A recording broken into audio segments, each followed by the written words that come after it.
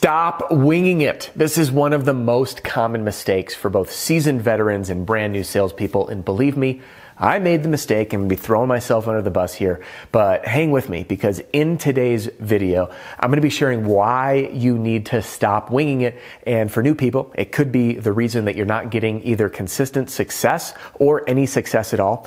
And for the seasoned folks out there, this might explain why what was working for you really well may have stopped or you found yourself in a little bit of a sales slump.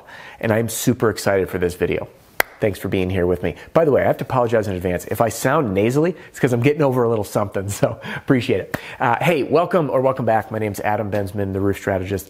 Everything I do here on this YouTube channel and on my podcast is designed to give you and your team the resources that I wish I had when I got started so I could have fast-tracked my success, and so I can help you do that so you can smash your income goal and give every customer an amazing experience. And that amazing experience starts off with the initial conversation, whether that's at the door when you're canvassing, or whether it's at the kitchen table on an inbound sales appointment selling a retail roof. The same message applies.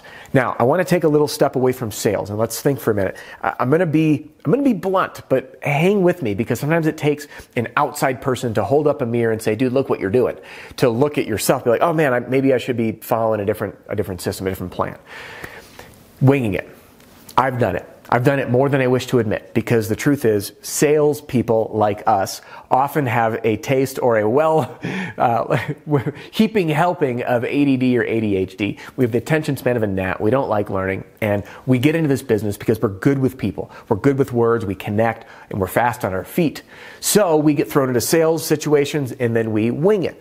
And believe me, I've wung it. Is that the past tense of winging it and wunging it? So I've wung it or winged it, whichever you prefer in the past, and it doesn't go that well. I feel like I'm doing things right, and then I reflect, which by the way, side note, if you're not doing this, do an after action report from every sales day. I do this myself. The after action report, what you did well and what went well and what you could do different next time. Then you get a plan for an improvement. So looking back when I was winging it, I kept coming up with the same thing. I went through this in the wrong order. I forgot this part, or the customer threw me off. Okay? Those are the three big things when I'm winging it. So now that we have this framework, we're going to set sales aside. We're going to turn our attention to the filmmaking industry or TV series industry. So you have those shows. You know the type. The shows you cannot peel your eyes off of. The shows that get you on that couch binging hour after hour. Shows like Breaking Bad, The Sopranos, Walking Dead, and Ozark.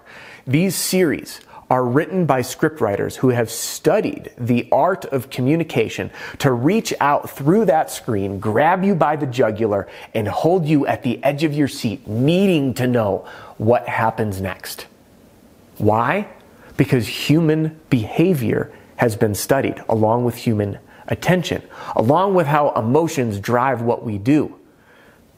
Sales is the same thing. The only thing that's different about sales is the name, sales. Ultimately, sales and movie entertainment all are designed to do one thing: grab your attention and hold it irresistibly to get you to want more. Think of that. It's fundamentally powerful. So when we can look at this movie industry and learn that all of these writers are studying how we observe, how we take in information, how we hold attention, and what leaves us on the edge of our seats, the same can be applied to our conversations with our customers. So if we are winging it, all right, which we've done, and I've done, we're trying to make it up as we go. Or we could harness the power of what we know from the movie industry, from the film industry, and combined with, of course, the obvious, what we were talking about today, sales, which has been studied for decades and decades of why we make buying decisions. And the truth is, the right sales process knocks down the right dominoes in the right order in order to get the sale. If you skip certain steps or wing it, you don't close because you're not doing it right. You're literally not giving the homeowner the option to receive the information they need to hear in the right order in order to make the right decision. So, what is the key takeaway with this?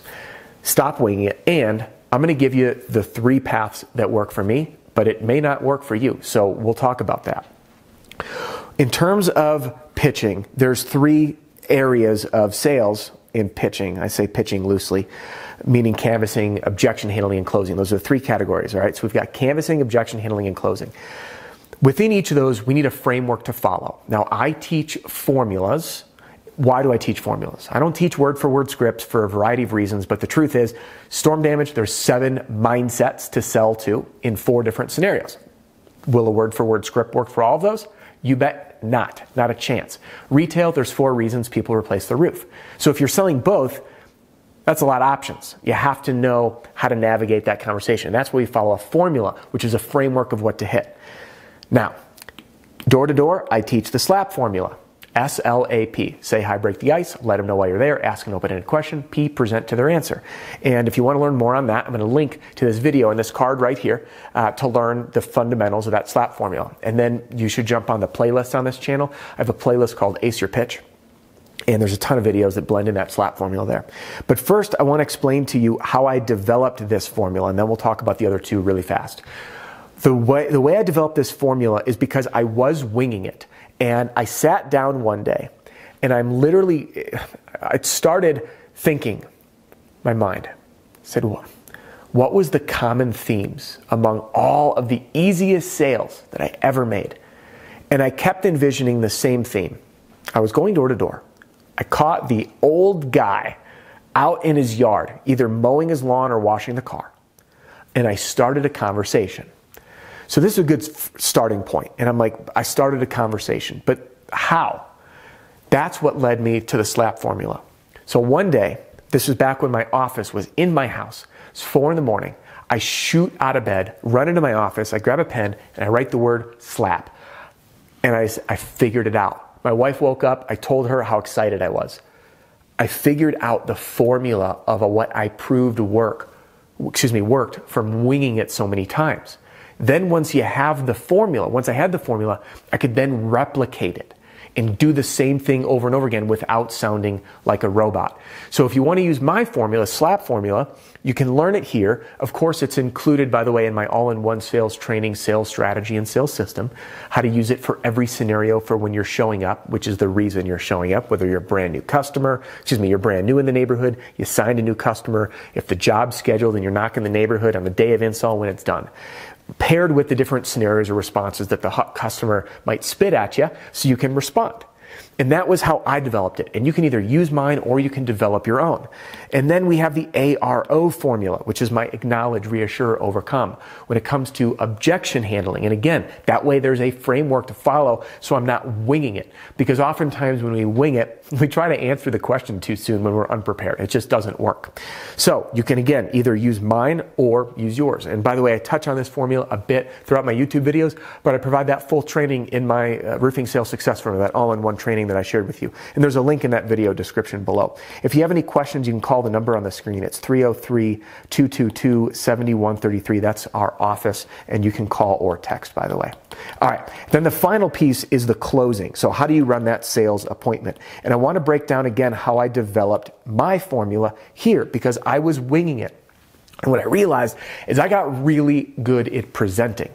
And I got really good at building rapport, but I didn't do so well on closing. And then I started to figure that part out. So I taught my team, like, here's how you go through the paperwork, whether it's retail or contingency agreement. But they weren't closing. And I started to piece together through being inside the home with them. And then again, now on this side as the roof strategist, being inside the home on sales appointments across the country, I started to identify the 9 most common mistakes that I saw in the house. Because let's face it, I mean, I'm a baby-faced guy. I was training guys my dad's age. So I could sit back as a little helper and watch. And when I started to identify these 9 different mistakes, I said, okay, so those 9 mistakes, if we can reverse engineer this, we'll plug the holes, so to speak. So instead of having to teach you what not to do, I'm just say, do this because this avoids all those critical mistakes and allows you to go through the right process in the right order. C, connect. A, assess. R, report. P, present. A, ask, R, referrals, K, kickstart. And again, the presentation is bulked out. I teach an 8-part presentation. But this is how I broke down those mistakes, like selling too soon and not asking the right questions and telling homeowners their roof is damaged and getting invited into the house and how to go through the presentation, how to go through the contingency, not transitioning properly when you are ready to ask for the order, how to ask for the order, all those things. So I put those together.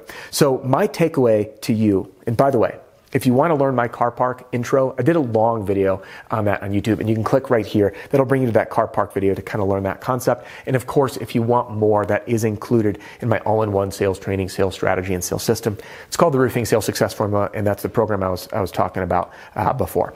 So I wanted to share with you how I developed this from winging it and seeing what works. The threats of winging it are inconsistency, not being able to train what you do, or simply not being as effective as you know you could or should be because there's a proven way to do it. And again, it's a big claim to say it's proven, but the fact is it is, because it's how humans process information. And I can confidently say that these are proven because I have currently thousands and thousands and thousands of users on our platform using these today, in addition to the 25 some thousand, I over embellished, 23,500, I believe, subscribers at the moment who are following this and commenting about the SLAP formula working. So my message to you, stop winging it. Use these formulas right here or create your own so you have a repeatable process to fast track your success in sales so you can stop winging it.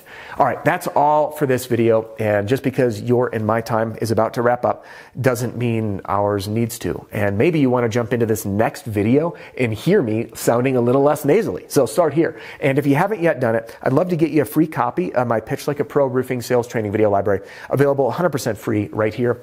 And I'll see you on the next one.